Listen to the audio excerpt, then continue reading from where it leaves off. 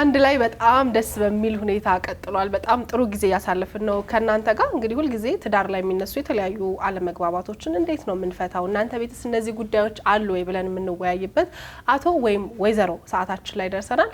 ዛሬም በትዳር መሀል የተከሰተ አንድ ጉዳይ አለ። ቪዲዮውን አይተን እንመለስና የኛን ሐሳብ ደግሞ እንሰጣለን። ቆየኮ ካልሆነ ዴቪስ እንገባ እንቀበለው እንዴ? ምን ሆነሃል? 11 ሰዓት እኮ ነው የሚዘጉት። ትንሽ እንጠብቀው። ረስቼዋለሁ። ይቅና በቃ ተገደለ። እናምራ አሪፍ ነው። ይሄንንማ አሁን ነው አፍሰት ተሰማኝማ። እንዴት ነው ጓደኛ ኮሜንት አደረገ? ማ ብሩኬ ምን አለ?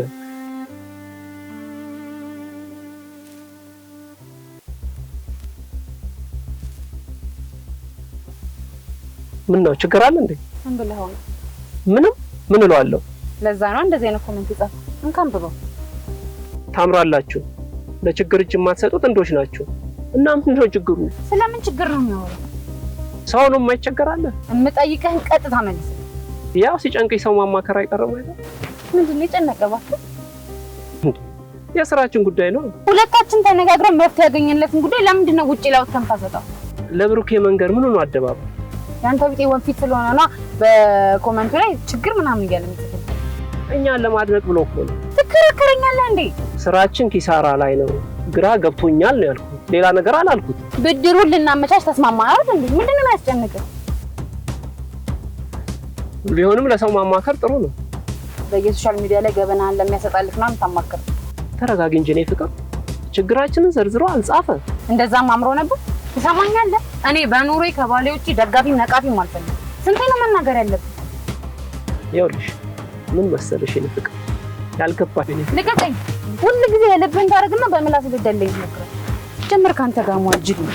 ልቀቀኝ ወይዛ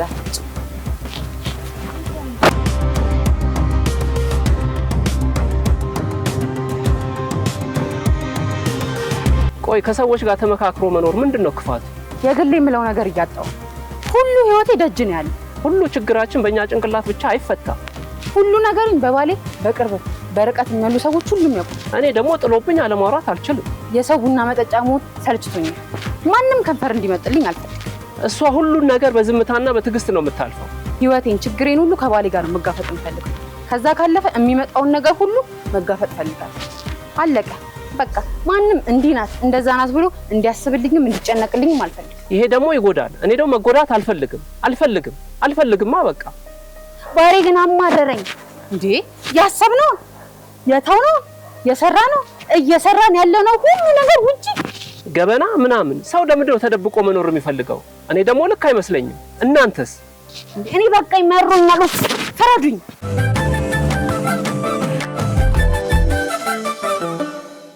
እኔ ምንድነው ያስተዋልኩት እንትን የሚባል ነገር አለ አይደል? ገመና ከቅርብ ሰዎች ጋር እኔና ናፍቆት እንደውም ጥሩ ማሳያ ነን ለዚህ ብዬ አስባለሁ።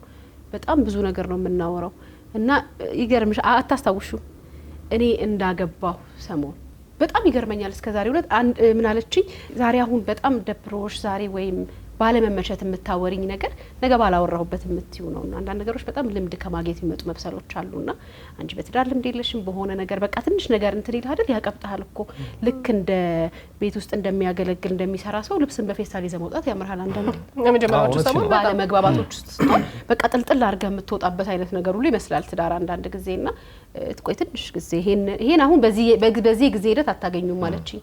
ቆይ ትንሽ ነው ምን ልላችሁ ነው በጣም ብዙ አይነት ነገሮችን ከናፍቆት ጋር እናወራለን። እንደዛም ሆኖ በጣም ብዙ ከመላቸው ነገሮች ውስጥ ገደብ አለው ብዬ አስባለሁ።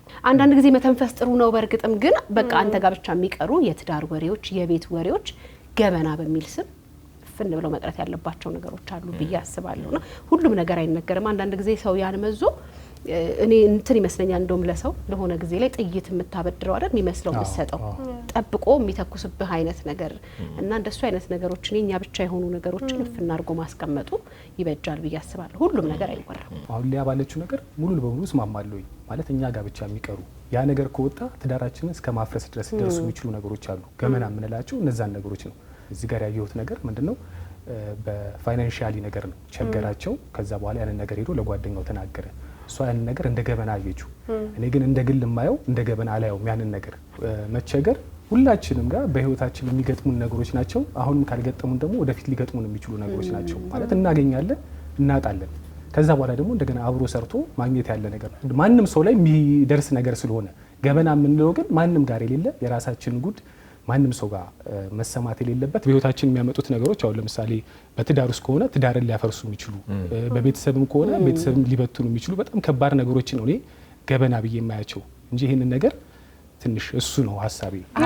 ክብደቱን ነው ገበና ማትለው አንተ ክብደቱን ሳይሆን ማለት የነገሩን ተመርጦስ መቆጠብ የለበትም አለበት። ግን እኮ ጭቅጭቃቸው ላይ እንደተረዳ ነው ከሆነ ሰውየው እንደ ባህሪ ነው አይደል? ይሄ የመጀመሪያው ነገር አይደለም ለጭቅጭቁ መነሻ ሆነ እንጂ ሰውየው እነሱ ቤት ውስጥ የተነጋገሩባቸውን ጉዳዮች ብዙ ጊዜ ወደ ውጭ ሄዶ ያወራል። ከዛ ደግሞ እሷ ትሰማለች አይነት ነገር ነው የተረዳ ነው። ወደ ሁለቱም ጾታ ማምጣት እንችላለን ብዬ አስባለሁ። ትዳር ላይ ሲሆን አሁን ለሱ ብለን የምናወራው ነገር ለሷም ይሰራል አይደል? ለተባተ ጾታ የተጻፈ ነገር ለሴትም ይሰራል ይባላልና የሰውየው ያንን ኢሹ አንስቶ ማውራቱ ሳይሆን የገንዘብም ችግር ቢሆን ባይዘው ገበና እንደንተነ ነው እንደሚዛነ ነው። እኔ በጣም ገበና ብዬ የማስበው ነገር ለሆነ ሰው ሄዶ በየአደባባዩ የሚያወራው ነገር ሊሆን ይችላል። ሶ የገንዘብም ችግር ቢሆን ተነጋግረው ተወያይተው ቆይ ከሊን ብድር እንጠይቀው ከሊ ጥሩ ጓደኛችን ነው ብለው እሺ አንተ እንትና እንጠይቅ እኔ እንትና ልጠይቅ ተባብለው ቢሆን ጥሩ ነበር። እሺ ሴትዮ ሚስጥራችን ነው ብላ ያዘችው። ከዛ ከሌላ ከሶስተኛ ሰው ሰማችሁ ማለት ነው። ሶ ይሄ ልክ ነው ብዬ አላምንም። አንተ ባልከው መንገድም ይሄ ኢኖሰንት ሆኜ ለመረዳትም አልሞክርም። ምክንያቱም ያ እንዳለችው ትዳር ላይ እንኳን አይደለም ለጓደኛ እንኳን አይደለም ለሌላ ለሶስተኛ ሰው ለእናት ለአባትህ ላንተ ለኔ ለምትላቸው ለእህት ለወንድሞች ማትነግራቸው ያንተና የባለቤት የሆኑ በጣም ብዙ ጉዳዮች አሉ። ይሄ ሰው ይሄን የገንዘብ ኢሹ ብቻ አይደለም ያወራው ከዚህ በፊትም ሌሎች ያወራቸው ጉዳዮች አሉና በጣም ነው በዚህ ህይወት ላይ በዚህ ምድር ላይ በጣም የሚከብዱኝ ሰዎች ስለ ትዳር አጋራቸው ወይም ስለ ትዳራቸው ዝርግፍ አድርገው የሚያወሩ ለሰዎች ባይ ዘ ወይ ጓደኝነት ላይ ምናምን ይሄ ችግር ተፈጥሮ ማማከር ለምታምነው ሰው ሄደህ እንዲህ ከሆነ ባለቤቴን በምላስ ደስታት በምን ይቅርታ አልጠይቃት ምናምን አይጨምርም። በነገር ላይ እሱ ገበናም ብለን እናስበው አይደለም። ትዳሬ ላይ እንዴት ጥሩ ሚስት ልሆን ትዳሬ ላይ እንዴት ጥሩ ባል ልሆን ምናምን ብለህ ከጓደኛ ጋርና ከወዳጅ ጋር የምታወራው ነገር እዚህ ውስጥ አይካተትም። የቤት ያንተና የሚስት የሆኑ በጣም ብዙ ጉዳዮች አሉ። ባይ ዘ ወይ ትዳር ውስጥ እኛ ከምናስበው በላይ በጣም ብዙ በባልና ሚስት መሀል የሚካሄዱ ነገሮች አሉ። ፍቅር፣ ጸብ፣ ብዙ ነገር ማጣት ማግኘት ነው።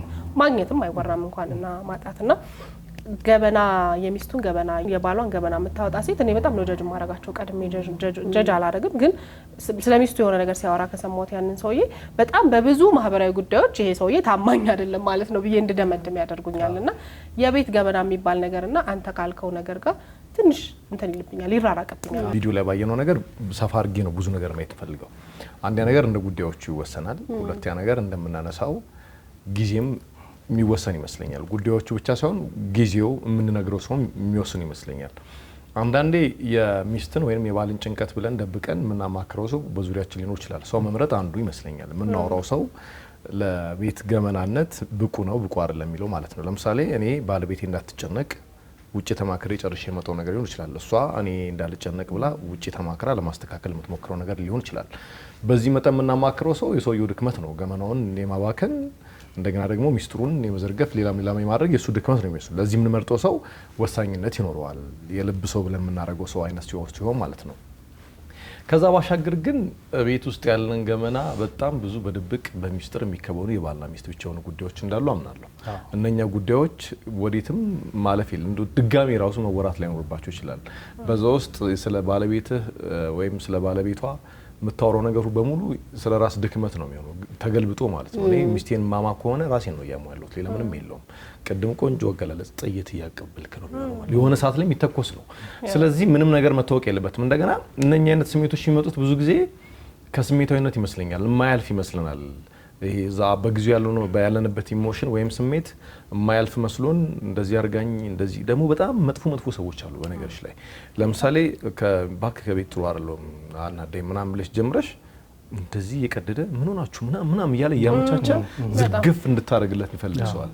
እና እኔ ማውቀዋለሁ በዛ መንገድ የሚፈስ ትዳር እየሰፋን ይመጣው በነገርሽ ላይ ወይ እኔ ልግባ መሀል ይልሻል ይመጣና ማለት ነው እየጠቀመ እየመሰለ ምናምን ጉጉትም ባህሪም ያላችሁ ሰዎች አሉ ያንን የሚወዱ ማለት ነው። ጻብ የሚወዱ ሽንግልና በጣም አሁንና እየሰፋ ከዛ ከሱ ሰምታ እዛ ጋይዳ እንደዚህ ምንድነው እንደዚህ አንቺ እንደዚህ ማድረግ አለብሽ እንደዚህ ይሆናል አይዞሽ ምናምን አይዞሽ በቃ ያልፋል ምናምን ከዛ ልጅቷ እየተቀየረች ትመጣለች እና አሉባልታ እየባሰ ይመጣል አዎ እና የምናወራቸውን ነገሮች መምረጥ የምናወራበትንም ጊዜ መምረጥ አለበት ሲከፋም እኮ የሚወራበት ጊዜው አለ ለምሳሌ መስማማት ማንችል ከሆነ መስማማት የማይችሉ ከሆነ የምታማክሪው የምትጠይቂው ሰው ደረጃ በደረጃ አለ ትዳሬ ጥሩ አይደለም እንደዚህ ነው እንደዚህ ይሆናል መደብቂያቸውን ገመናዎች ጭምር ደብቀሽ ማለት ነው ሁሉንም ባንዴ መዘርገፍ ግን በቃ ይሄ ለሌላ ጊዜ ራስን ማመቻቸት ነው እዚህ ላይ ባለው አውድ ግን ያው የአንድ ጊዜ ድርጊት ብቻ አይመስለኝም የሰውየው ባህሪ ድግግሞሽ ያለው ይመስለኛልና እኔ አልደግፈውም ግን እዛው ቤት ፍን አድርጎ አብስሎ እንትን አይደለም ይሄ ሰው ለሰው መድኃኒቱ ነው የሚለውን አይነት ነገር አይደለም የሚያሳጣው ይሄ የትዳር ገበና ነው ሰው ከሰው ጋር ማውራት በጣም እንትን ይላል መተንፈሻ ጊዜ ይኖርሃል ተተነፍሳል ይሄ ምቅ ያረክሽው ነገር ለበሽታ ይዳርጋል አውሩት ተነጋገሩ ከሰው ጋር አውሩትና እስቲ ውጣና ከጓደኞች ጋር አውራ ሂጂ እስቲ ተነጋግረውና ምናምን እንላለን እኮ እኛም አይደል በጣም ቤት ውስጥ ጭቅጭቅ ሲበዛ እስቲ እኔ ብቻ ነኝ እዚህ ቦታ ላይ ቆሜ ልክ አይደለም ምልክ እስቲ ውጣና ጓደኞች ጋር አውራ የምትላቸው ሀሳቦች አሉ ምርጫ ነው አሁን ቅድም አንተ ያልከው የገንዘብ ባዶ ስለመጣን ባዶ ስለሄድን ሳይሆን ትዳር እኮ በብዙ ጣውረድ ውስጥ ያልፋል በማጣት በማግኘቱን ብቻ ሳይሆን ሌላም ብዙ ነገሮች አሉ ሶ እኛ በጣም ለብዙ ትዳር ፍቺ ምክንያት ነው ተብለን ከምንሰማቸው ብዙ ፍቺ ምክንያቶች ውስጥ አንዱ የሰው ጣልቃ ገብነት ነው ትዳር ውስጥ የሶስተኛ ሰው ጣልቃ ገብነት ነው ያ ጣልቃ ገብነት ነው በምን ነገራቸው ልክ ይመስለኛል በመናሳተፈው እንጂ ከሰው ጋር አንወያይ ስሜታችን አንግለጽ ሲከፋኒ በጣም ብዙ ነገር ከፍቶ ይመጣች ናፍቆት ጋር የተለየ እኔ ያሰብኩበት መንገድ የተለየ ሆኖ እሷ ጋር በዚህ በኩል እኮ ስላላየሽ ነው ብላ ተረጋግቼ ቤት የተመለስኩባቸው ጊዜያቶች ብዙ ናቸው ለዛ ግን ምትመርጩ ሰው ይወስናል እሱ ነው ሰው ትመርጣለህ የምትነግረውን ሐሳብ ትመርጣለህ ሙሉን አትናገርምና ከዛ ደግሞ ሀሜት በሚመስል መልኩ አይደለም እኔ ባለቤቴን አሳጥቻለሁ ለናፍቆት ማውራ ችግሩ ዙሪያ ነው የምናወራው ወሬው ራሱ የምትሄድበት መንገድ ቅርጽ የምትሰጠው ነገር በጣም ልዩነት ያመጣል ብዬ አስባለሁ የሆንኩትን ነገር ነው የምነግራት እንዲያረጋኝ እንዲሆነ ምናምን ስትል ለሰዎች የሆነ ነገር እየሰጣቸው ነገ ትዳር ላይ መተው እኔ ትዳሪ ላይ የሰውን እጅ አይደለም ጣት ማስገባት